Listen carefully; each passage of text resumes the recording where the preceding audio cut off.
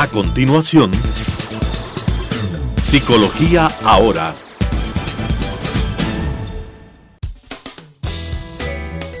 Clasificación A. Apto para todo público.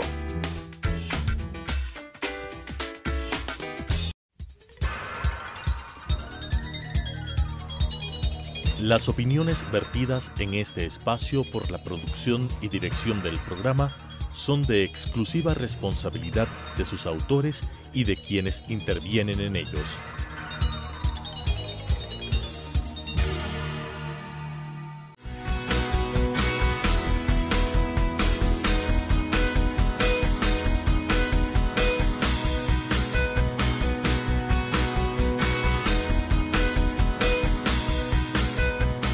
Buenos días, mis queridos televidentes, qué gusto tenerles aquí otra vez en su programa Psicología Ahora, el consultorio desde Telesucesos hasta tu hogar, para que se pongan al día con las últimas técnicas terapeutas, con los mejores psicólogos, psiquiatras y especialistas del mundo de la mente y la salud aquí en el programa, y que este sea un consultorio para ti, para que sepas qué hacer si estás pasando por una situación difícil o por un problema en específico, tengas ciertas pautas, ciertas recomendaciones y el contacto con los terapeutas para que tú sepas de qué se trata la terapia, qué se está haciendo actualmente.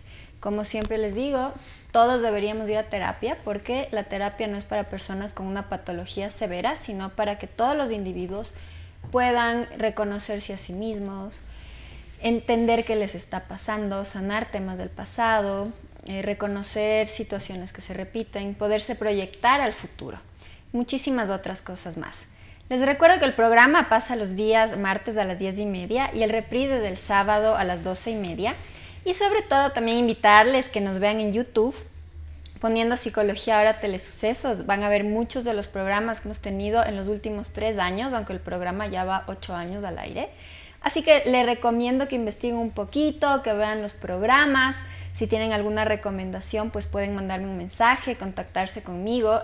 Mi número celular es el 0992-766-914. Si quieren tratar de algún tema en especial, pues siempre estamos abiertos a las sugerencias. Y hoy día estamos con el doctor Rodrigo Carrillo. Él es un invitado muy, muy querido acá en el programa. Él es PhD, también es especialista en terapia de pareja, en psico-oncología, ha estudiado en Alemania, en Europa, y actualmente también está dedicado a la docencia acá en el país. Qué gusto tenerte aquí, Rodri. Buenos días, como siempre, un gusto. ¿Qué tal? Buen día, Adriana. Muchas gracias por la invitación, y siempre es un gusto venir. Hoy día vamos a hablar, como él es especialista en pareja y es un tema muy importante en la vida de las personas, sobre el narcisismo en la pareja. Y eso es un tema que es muy interesante, es bastante frecuente. ¿Qué pasa cuando uno o dos de los miembros de la pareja son narcisistas? Bien, habría que empezar definiendo qué es narcisismo para las personas que no conocen el término. Narcisismo, por decirlo de alguna manera coloquial, se podría definir como un amor exacerbado hacia uno mismo, o la necesidad de que alguien te esté constantemente idolatrando y diciendo lo bueno que eres para tal o cual cosa. Entonces, en las parejas, muchas veces estas constelaciones se generan porque o bien hay un narcisista en la pareja, que digamos sería el narcisista que es configurado en su personalidad, por decirlo así, que necesita ser alabado, que se cree el mejor, que es, digamos, el que más ventaja quiere sacar dentro de una cierta situación. Y hay el narcisista, que se conoce en terapia de pareja como el narcisista complementario, que es aquella persona que necesita alabar al otro y alabar a alguien que sea o que se crea grande, para así su propia, por decirlo así, sentimiento, su propia autoestima o sentimiento de autovaloración se sea aumentado. Entonces, es decir, una de las partes es bien narcisista, por decirlo así, constitutiva en su personalidad, y la otra es complementaria, es decir, a través de lo que tú eres tan grande y tan grandioso, yo logro complementarme y me siento también grande. Que a la final, de un punto o del otro, o sea, de cualquiera de estos dos polos, lo que se está haciendo es, entre muchas otras cosas, compensar complejos de inferioridad, carencias afectivas, sentimientos de inseguridad y muchas cosas más, ¿no? Esto por resumir más o menos así. Entonces, en la pareja muchas veces se dan estas formas de colusiones, se llama el término, o sea, de donde dos parejas chocan, que al inicio va todo muy bien, porque el uno es alabado y la otra se siente digamos, recompensada o compensada en ese alabarle al otro, pero llega un momento en que esto se vuelve una exigencia y ahí es donde los problemas empiezan, porque el que es alabado tiene que ser aún más grande para que la otra le siga alabando y entonces se hace una cadena interminable. Ahora, el narcisismo también, por lo general, son personas egoístas, son personas bien manipuladoras, personas que buscan solamente el bien para ellos mismos, que aunque tengan relaciones interpersonales, lo que buscan es el beneficio de estas relaciones y el satisfacer sus propias carencias a través de las relaciones con los demás. Entonces, estar con un narcisista es bien complejo, puede llegar a agotar mucho emocionalmente y bueno, pues a la final es un círculo que nunca termina de cerrarse, ¿no? Si es que no es trabajado en terapia. Porque el narcisismo viene a ser un trastorno, por decirlo así, o una forma de configuración de la temprana infancia. O sea, es algo que se viene arrastrando desde mucho, e incluso desde etapas preverbales también. Entonces, en terapia es bien difícil lidiar con estos temas porque no es solamente, sí, me doy cuenta de que yo necesito que tú me alabes y yo soy siempre o quiero ser el gallito más grande del corral. Son cosas mucho más profundas, carencias afectivas, sentimientos de insuficiencia que intentan ser compensados y muchos otros aspectos que, claro, no me meto mucho por el tiempo, ¿no? Uh-huh. ¿Estaríamos en este caso hablando de un trastorno de personalidad narcisista? Bueno, sí podríamos estar hablando de un trastorno de personalidad. Ahora, también puede haber gente que sea muy narcisista sin necesidad de que caiga en un trastorno de personalidad. Pero claro, el estar con alguien que es narcisista de por sí, aunque no tenga un trastorno de personalidad, es muy agotador, porque siempre esta persona de una manera indirecta va a estar pidiendo que nosotros le estemos alabando, que le digamos qué grande eres lo mejor. Y en las relaciones con los demás, desde su complejo de inferioridad que intenta sobrecompensar con yo soy lo mejor, va a tener una actitud, por ejemplo, siempre como petulante, como que es una persona muy así que te mira por arriba del hombro o que está siempre analizando las cosas en su beneficio propio. Entonces, sí podríamos hablar que incluso en alguna pareja podríamos hablar de un trastorno de personalidad de alguno de los dos miembros para que se dé lo que se conoce en terapia de pareja como una colusión narcisista, ¿no? En donde dos polos de un mismo tema chocan de alguna manera. Uh-huh. Ahora, ¿cuál sería la diferencia entre un narcisista y alguien que ya tiene un trastorno de personalidad? Sí, a ver, un narcisista puede ser en la versión más ligera, alguien que necesita que se le alabe o que está compensando su complejo de inferioridad, nada más. Entonces, alguien intenta escalar, por ejemplo, en una empresa para llegar a ser jefe y eso le hace sentir grande. Y está bien ahí. Cuando hablamos de trastorno de personalidad narcisista, son raíces más profundas, en donde en vista de que, por ejemplo, lo que se conoce más o menos en la teoría psicodinámica es que los cuidadores primarios quieren que el hijo o transfieren sobre el hijo o la hija aquello que ellos no pudieron lograr y le envían la misión de que tú tienes que ser grandioso y grande, no como nosotros. Entonces, a través de esto, como esos padres tampoco pudieron estar satisfechos con su propio sentimiento de autovaloración, sus propias relaciones, transfieren o pasan transgeneracionalmente al niño o a la niña carencias afectivas. Se trata, por ejemplo, de rendir, pero no hay un reconocimiento afectivo, no efectivo, sino afectivo de quién eres tú. O sea, yo te quiero a ti por lo que tú eres, no porque logres esto y aquello. Tenemos también ya en un trastorno de personalidad narcisista una persona que también ya conscientemente manipula, por ejemplo, a las demás personas para conseguir sus logros y sentirse más grande que los demás, ya rozando casi lo antisocial, ¿no? Casi la psicopatía. También podemos hablar de un trastorno de personalidad narcisista en la pareja cuando, por ejemplo, uno de ellos comete varios actos de infidelidad para sentirse más grande y a la otra parte no le dice nada y oculta esto y así va, digamos, compensando su sentimiento de estar desvalorado, de sentirse no querido y todo esto. Entonces, esto para resumir un poco sería la diferencia más clara. O sea, el narcisista que no tiene un trastorno, a pesar de que el narcisismo puede llegar a ser patológico, no es tan patológico, si se quiere, como la persona que sufre de un trastorno. Uh-huh. Ahora, tú has dicho, por ejemplo, de parejas en donde los dos se benefician de la situación. Digamos que tal vez del otro lado hay una persona con dependencia o tendencias a también trastorno de personalidad dependiente, ¿no? Pero ¿y qué pasa si la pareja no es alguien dependiente? si es una persona medianamente funcional, digo medianamente porque considero que todo el mundo tiene algo, ¿no? Nadie es pues la perfección andante, ¿no? Pero ¿qué pasa si es alguien medianamente funcional y se topa con alguien narcisista? Medianamente funcional y narcisista, o sea, para que se tope con un narcisista, primero tendrá que hacer un clic en esto, ¿no? Entonces, si es una persona que es funcional, pero vuelvo a este tema, ¿no? Su sentimiento de autovaloración está bajo, o ve que, por ejemplo, alguien encuentra a una persona que tiene una excelente posición económica, que vive súper bien, que da viajes, etcétera, y todo esto, o que hace viajes, perdón, y esa persona funcionalmente igual se apega a esta persona, tiene que haber un clic de alguna manera que diga, ok, yo estoy con él porque es muy grande, y es súper grande este chico o esta chica, es lo máximo, entonces a través de él yo me siento mejor.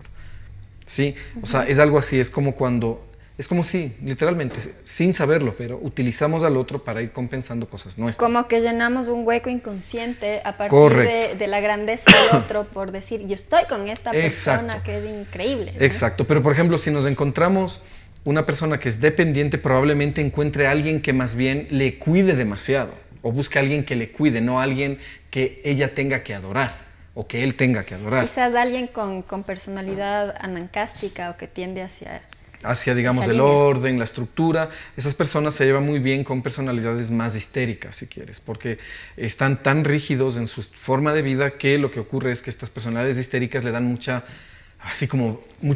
gas y emoción a la vida, ¿no? O sea, iba a decir gas en el champán, porque una vez un paciente me decía, me siento como un vaso de champán sin burbujas, ¿no? Entonces, qué buena metáfora. Claro, entonces es como que estás así muy rígido y estas personalidades pues te llevan a algo que es tuyo, pero que necesitas del otro para poder vivirlo.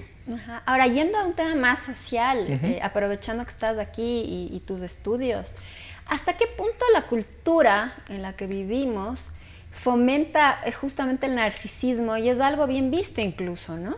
Sí, la cultura actualmente fomenta eso. No fomenta una cultura comunitaria, fomenta en el que tú y yo somos psicólogos, entonces no, yo tengo que ser mejor que tú y tú tienes que ser mejor que yo, ¿no es cierto? Porque estamos en una sociedad de codos donde nos estamos codeando, pero para quítate de aquí, en lugar de más bien algo comunitario y decir, bueno, tú eres buena en esto, pues pacientes que yo no pueda tratar te los envío y viceversa, que es lo que al menos nosotros dos hacemos. Es lo que hacemos. Exacto. Sí. Pero la cultura en sí, por ejemplo, con todo esto de Instagram, los selfies y toda esta cuestión, sí hay y sí se fomenta un narcisismo. Y pero es un narcisismo más mediático, ¿no?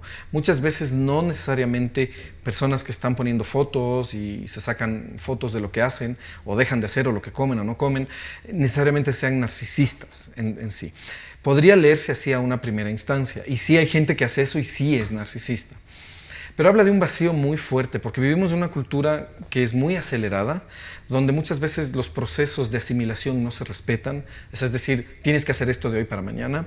Vivimos en una cultura en donde el rendimiento prima sobre lo otro, ¿no es cierto? Tienes que ser el mejor. Tienes que ser el mejor, tienes que tener más títulos, tienes que hablar más idiomas, tienes que ser lo más rápido posible. Y a la final nos olvidamos de muchos aspectos que son importantes en la vida de las personas, de todos, ¿no? El cariño, el compartir de una manera más sana, las pausas, la tranquilidad, la lentitud que es muy necesaria para poder trabajar. Y en esta sociedad del rendimiento, obviamente sí se fomenta esto del narcisismo y muchas veces las envidias también, ¿no? Porque tenía un paciente, recuerdo, en Alemania que decía que él compraba un auto y el vecino compraba otro más grande, pero él mismo compraba otro más grande o más moderno y estaban constantemente en esta lucha. Es, ¿no? Que digo porque el discurso social, ¿cuál es? Aunque esté más o menos tapado, pero surge. Y claro, como somos psicólogos y conversamos constantemente con la gente, sale esto de... Pero es que usted, mi hijo, mi hija, tiene que conseguirse a alguien mejor, que haya estudiado, que surja, que tenga dinero, o sea, y es un poco así, eso también se refleja pues en el clasismo que vivimos en la sociedad, ¿no? Entonces, alguien que tiene más dinero, más éxito, entre comillas, se cree mejor por ciertas características, es un poco aplaudido. Por eso te digo, ¿hasta qué punto se fomenta el narcisismo como algo positivo? Se fomenta positivamente, pero reaccionario. Tenemos que aquí, yo lo llamo así, hay que diferenciar el narcisismo constitutivo, es decir, a través de tu historia te has configurado como narcisista, y lo otro es, me siento mal hoy día, o no me siento bien por cualquier cuestión. Por ejemplo, las separaciones, ¿no? ¿Qué ocurre muchas veces en las separaciones? Alguien se separa y lo primero que hace a la semana o a las 2 semanas es poner fotos de que está súper bien de viaje, de que está sonriendo, de que está en el gimnasio, de que ahora está más tuco, no sé, que está más formado. ¿Por qué? Por sacarle pica a la otra. Entonces eso yo lo llamo más bien un narcisismo reaccionario, que es como una cáscara de huevo, que se rompe así. Igual el otro narcisismo es como una cáscara de huevo, pero es más constitutivo, es decir, toda tu vida te has ido haciendo así. No necesariamente, si tienes una actitud reaccionaria, narcisista, seas un narcisista, sino que el narcisismo también ayuda un poco a compensar estos sentimientos de falencia que podemos tener, ¿no? Ah, me ha dejado por otro, te voy a mostrar que yo soy mejor con el que vas a estar y es lo que más has perdido en tu vida, ¿no? Porque estamos hablando de esto de pareja. Y en estas situaciones, muchas veces las redes sociales, aparte de todo lo que implica esto de mostrar fotos y de sacar un selfie, ¿no? que es muy así de sacarse a sí mismo. Una foto ya no se le pide al otro, sino que uno mismo se saca las fotos. Tiene que ver en los contextos de pareja como una cuestión narcisista reaccionaria de mostrar yo soy lo mejor que has perdido, ¿no? Esto ocurre mucho, porque claro, cuando tienes pacientes que tú les preguntas ¿y por qué usted hace eso? Y indagas un poco más, ellos ven realmente digamos, lo espúreo, ¿no? De eso, de ellos, que no, o sea, sí es verdad, no sé ni para qué lo hago, pero me hace sentir bien, simplemente porque le dan likes. Esto de los likes es muy importante, cuántos likes consigues, cómo buscas likes, cómo encuentras likes, qué haces para encontrar likes. Entonces, mucho de la sociedad de hoy fomenta el narcisismo, ¿sí? Sin embargo, habría que diferenciar, como te decía, esto de o es reaccionario, o es una reacción, o es algo más constitutivo de mucho tiempo. Ahora, ¿hasta qué punto también lo de los likes es simplemente ahora algo que se puede visualizar más claro? Cuando antes también había en cierta forma esta competencia entre las personas, sí, ¿no? Desde las calificaciones, las notas, etcétera, ¿no? Sí, los likes es una cuestión además muy vacía también, porque, o sea, no sé, ¿qué te dice un like? En Facebook, por ejemplo, o en Instagram. Sí, alguien ha visto eso y le gusta, pero ¿y qué más, no? Lo otro, esto de las competencias de notas es menos virtual, ¿no? Porque si tú y yo estamos en clase y tú sacaste 20 y yo saqué 19, entonces puede haber una pugna ahí, ¿no? Siempre ha habido esto, narcisismo siempre ha existido. Y, por ejemplo, personalidades narcisistas suelen tener los cargos más altos en las empresas, en donde, yo te decía, rasga la psicopatía porque es muy fácil decir, bueno, tenemos que optimizar recursos, pues a la calle 30,000, así. No pasa nada porque hay que optimizar recursos.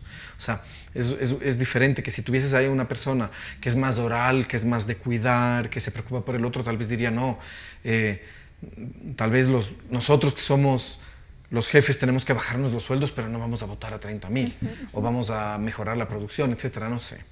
Ahora, para volver al tema de pareja, ¿no? ¿Y qué pasa cuando la pareja es narcisista y empieza, digamos, a ver solo por sí mismo? O sea, tú te sientes mal, pero lo siento, tienes que estar conmigo en la reunión que yo te dije. Sí, esos son los problemas que muchas veces empiezan porque el narcisista le cuesta mucho ponerse, por decirlo así, en el lugar del otro, es decir, ser empático y reconocer que la otra persona puede estar mal. O sea, digamos que alguien ha tenido un mal día, ¿sí? Y hay un cóctel esa noche y probablemente esa persona no se siente bien de acompañar a este gran personaje. No va a ser él capaz de entender eso. Y si dice, bueno, quédate nomás, en algún momento se lo sacará. Aquella vez que para mí era tan importante ese cóctel, no sé cuánto, no fuiste porque tú estuviste toda la tarde pasándolo mal, etcétera, ¿no? Entonces, sí hay esto en la pareja de que es que el narcisista a la final necesita que el otro le alabe y le adore y haga todo lo que sea para que él se sienta más grandioso. Si no, no funciona esa pareja. No funciona. Ahora, ¿qué pasa si del lado del que no es narcisista empieza a cansarse, a sentirse mal? ¿Qué hacer con una pareja que es narcisista? Pues ahí hay que aprender, esto así en pastilla, pero no, porque esto es un trabajo largo. Sí, sí, claro. En pastilla, el diferenciar los límites, qué es tuyo, qué es mío, cuáles son mis expectativas como persona, cuáles son las expectativas que yo tengo y yo puedo suplir desde mí misma o mí mismo y no desde ti. Entonces los límites, digamos, a nivel de esto es tuyo, esto es mío, tú eres así, yo soy pasado y tenemos nuestras diferencias y respetar esos límites, eso es muy importante. Eso es una de las tareas más difíciles, también mejorar la comunicación, ¿no es cierto? Yo entiendo que para ti es importante esto, sin embargo, desde mis necesidades que estoy hablando ahora, yo te digo esto y así. Entonces, esto en pastilla, pero realmente puede tomarte mucho tiempo el trabajar estas cosas. Y claro, pueden haber muchas variables. Tal vez una Claro. persona narcisista se siente dueño de la pareja, ¿no? Entonces, Sí. tú debes vivir para satisfacer mis necesidades. Correcto, o sea, A medianoche, si me siento mal, tú te levantas a pasarme un vaso de agua, tú te vistes como yo te digo que te vistas, te relacionas con quien yo te digo. así es. O sea, puede existir incluso lo que tú estás diciendo, digámoslo así, un control sobre esa persona, sobre la voluntad de esa persona, sobre las cosas que esa persona hace, sobre lo que esa persona busca y quiere. ¿Por qué? Porque el narcisista se ve amenazado, porque siempre puede haber otro que sea mejor que él. Y de hecho lo habrá, ¿sí? Pero se siente amenazado, entonces hay esa necesidad de tener a la pareja cerca.